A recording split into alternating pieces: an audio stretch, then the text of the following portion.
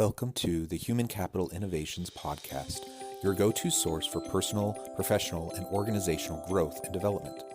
We hope you tune in often for all things people management, organizational development and change, organizational leadership, and social impact related.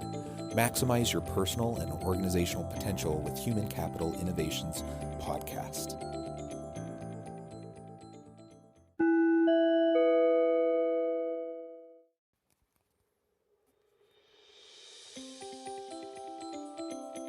Welcome to the Human Capital Innovations Podcast. As part of our new Wednesday We Forum feature series exploring can't-miss insights from the World Economic Forum and their key takeaways, in this HCI podcast episode, I explore the recent We Forum video, The Post-Pandemic Challenge.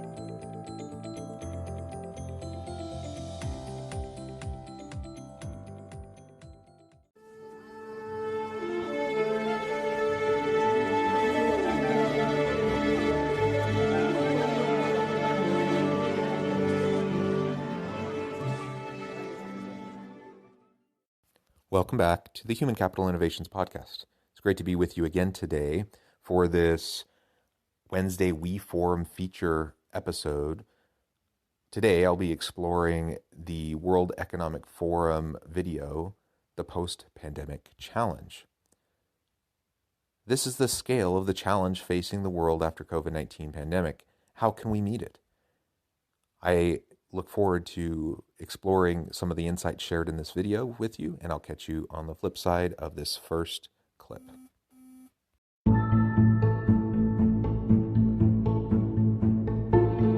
So right now, there are various estimates that say between 200 and 500 million people could be plunged into extreme poverty as a result of the global health pandemic that we are living through. I find it curious that so many millions of people could be plunged into extreme poverty, because what that says is that our metrics before was not adequate, right? The fact that people who converged from living on an existence of $1 a day to say $3 a day, that is not adequate in terms of resilience, right? And that people were already precarious and already made vulnerable because of the global architecture and because of what we have counted and not counted when it comes to progress. That is shocking. Hundreds of millions of people plunged into extreme poverty. And we're not talking about just your normal everyday poverty. We're talking extreme poverty, people who survive on $1 a day. That is so discouraging. And really, he highlights in this opening clip the problem that this illustrates. The pandemic has simply shone a light on a problem that had already existed, that we have so many people that were just getting by, just barely getting by. And as soon as you have something like a pandemic hit the world economy, and you have all of the negative outcomes, not just health, but mental health, economic health, societal health issues, it plunges people into extreme poverty. That means they're struggling to even get enough food to eat. And in this day and age, do we feel like it's acceptable for us to live in a world where hundreds of millions of people are in extreme poverty? That is a huge number. And really, I don't feel comfortable with that. I don't feel comfortable living in my nice home with my children and every possible comfort that we could want. We're not rich, but we're doing just fine. And to think that there are people around the world that have to figure out how to survive on a couple dollars a day is crazy to me. So the pandemic has highlighted the problems in our systems, and he highlights the metrics.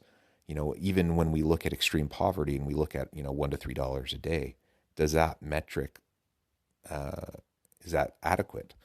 We've seen improvement in recent decades, that the number of people in extreme poverty has declined.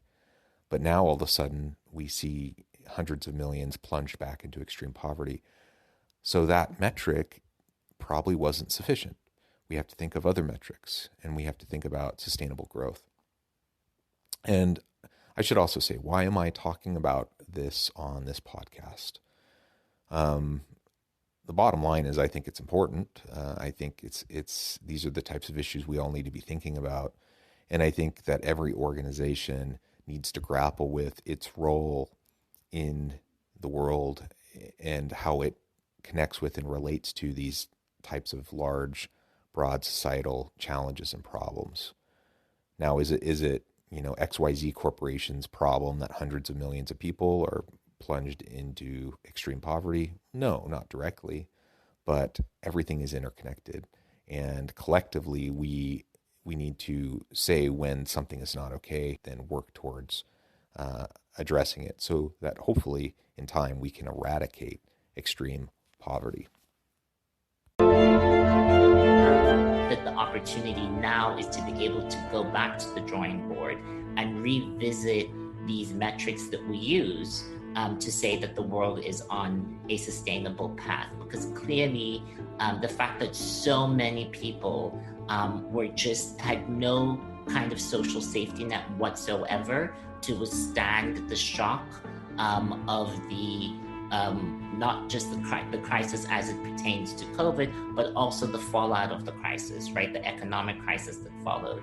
And so what this means is that we need to go beyond what I call the zero mentality, right? This idea that the minimum threshold is good enough, because ultimately that doesn't provide the kind of resilience that communities, particularly the most vulnerable and marginalized communities, need in order to live a life of dignity and a life that is able to withstand these various shocks that we are talking through. And I think we all want everyone to be able to live lives of dignity, particularly marginalized populations, those populations of individuals that perhaps have struggled the most. And so when we talk about these hundreds of millions of people being plunged back into extreme poverty, it's incredibly disheartening because these are the most vulnerable among us, the most vulnerable populations often that end up struggling in this way. And as he said, it just illustrates the complete lack, the complete, utter, and total lack of any sort of social safety nets. And I understand that people have widely different political views and economic views about the role of the state in terms of providing social safety nets. My point here is not to get into any sort of political debate about that, but I think everyone listening to this probably benefits from social safety nets in ways that those who are the most vulnerable among us, those who are plunged into extreme poverty, simply don't have.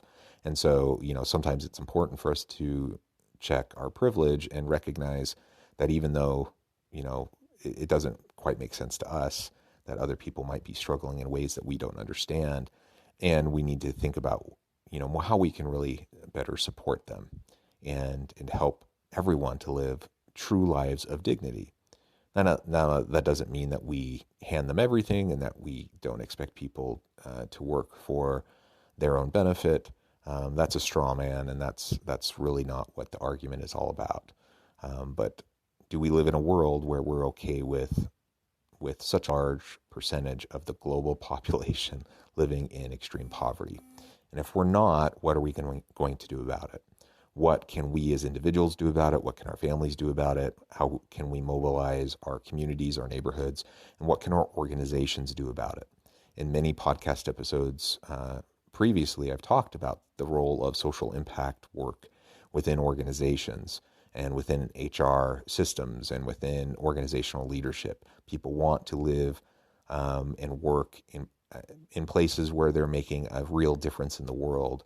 And when we see this kind of extreme pressing challenge in the wake of the pandemic and the aftermath of the pandemic, this provides us with an opportunity to galvanize the collective energy of our people within our organizations so that we can start to make a difference. And in so doing, we benefit the company as well, because we engage our people, and all the other positive ways that a social impact strategy can benefit an organization.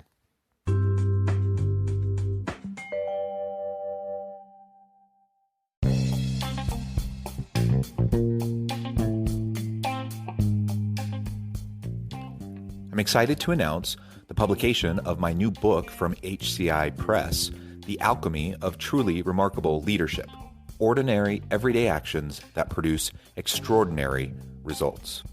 Consider how the nature of work has shifted over the past 50 years. With increased globalization, rapid technological advancement, and the shift in economic composition, the average job of today looks very different than the average job of 50 years ago.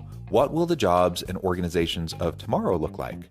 Moreover, what does this all mean for organizational leaders?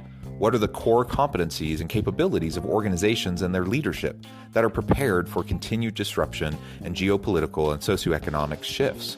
Regardless of what the future holds, increasingly, leaders need to be socially minded, data-driven, decisive, champions of talent, and disruptors of the traditional notions of leadership, teams, organizations, and work. The Alchemy of Truly Remarkable Leadership will help you to explore your own leadership competencies and capabilities and consider ways to apply and implement them into your workplace and personal life.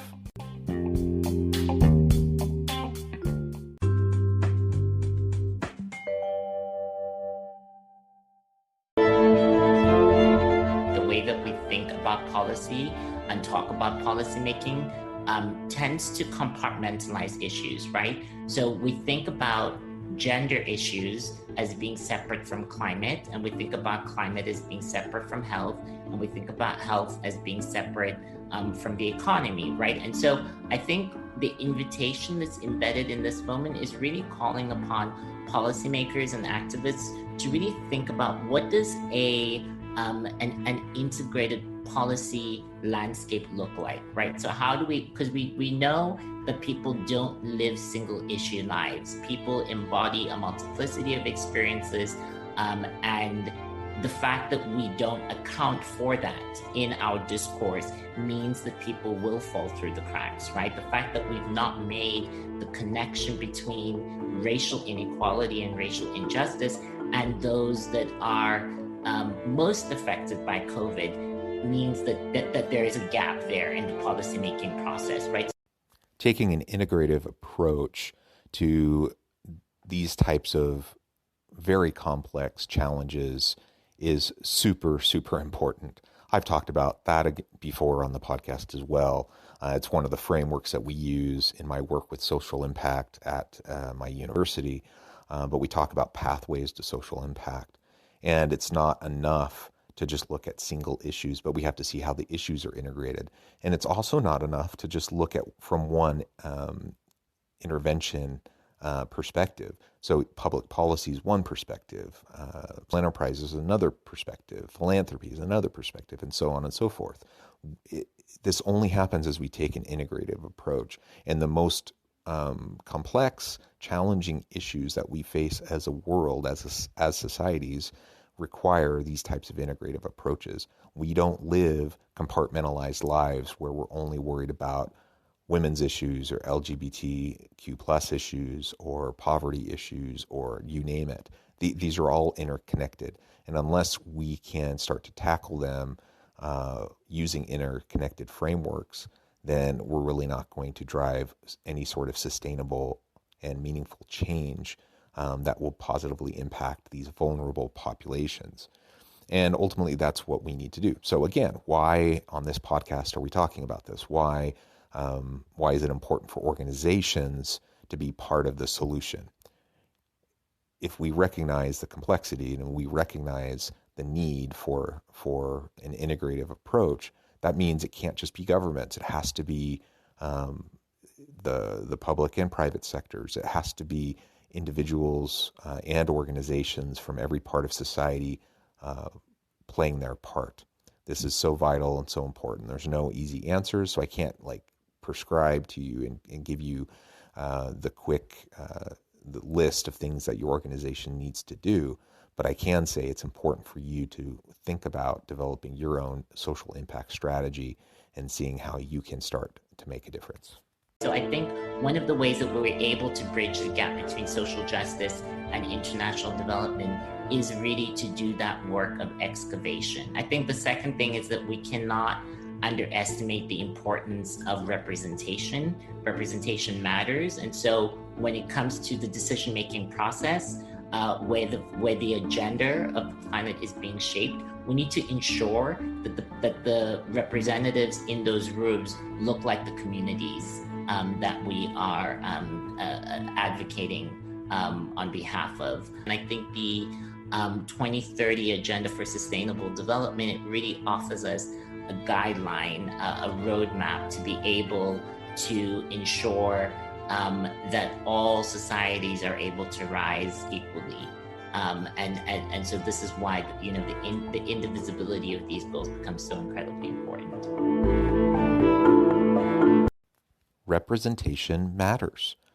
We need all populations, all communities represented at the table in making these types of decisions. And we need to excavate the landscape, as he alluded to, of these complex challenges and the assumptions that we have around them and the metrics that we've used in the past that seem to be inadequate as we try to think about sustainable development and how it connects and integrates with these various social issues and challenges, and in this specific case, extreme poverty.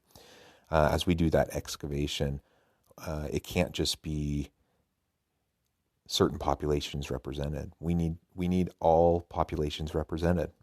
And I know that sounds like a simple thing. And even, in theory, we can all say, yeah, absolutely. We want broad representation. We want inclusive committees. We want inclusive working groups that can start to challenge these and tackle these issues. But in practice, it takes a lot more concerted effort than that, than just saying, yeah, we believe it's important. So we really have to be committed to this. And we need everyone to truly be represented and have a seat at the table so that their voices can be heard. Otherwise, we're going to miss things, and we're going to perpetuate and expand gaps rather than close gaps. I am a big believer that we can all make a big difference when we really put our minds to it and we put our energy towards these challenging issues. And I don't think any of us should be comfortable with a world where we have hundreds of millions of people in extreme poverty living on $1 to $3 a day, while so many of us live such comfortable lives. We can and should do more, and our corporations can be involved in that process and can do more. It's not just about making more money for ourselves, helping the rich get richer. It's about helping lift everybody out of poverty, everyone to have sustainable lives of dignity where they can live meaningful lives. That's certainly what I want, and I hope that everything that I do in my work contributes to that in some way. And I invite you to think about what you might be able to do and how you can get involved and contribute as well. I hope you've enjoyed this video and some of the commentary associated with it. And as always, I hope you stay healthy and safe, that you can find meaning and purpose at work each and every day. And I hope you have a great week.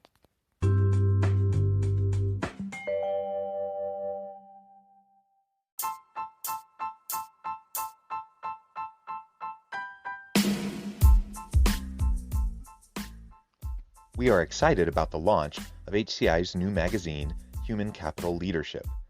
Human Capital Leadership is a free, interactive e-magazine designed to help individuals, leaders, and organizations find innovative approaches to maximize their human capital potential. We will be publishing issues quarterly in August, November, February, and May. Check out the first issue and let us know what you think.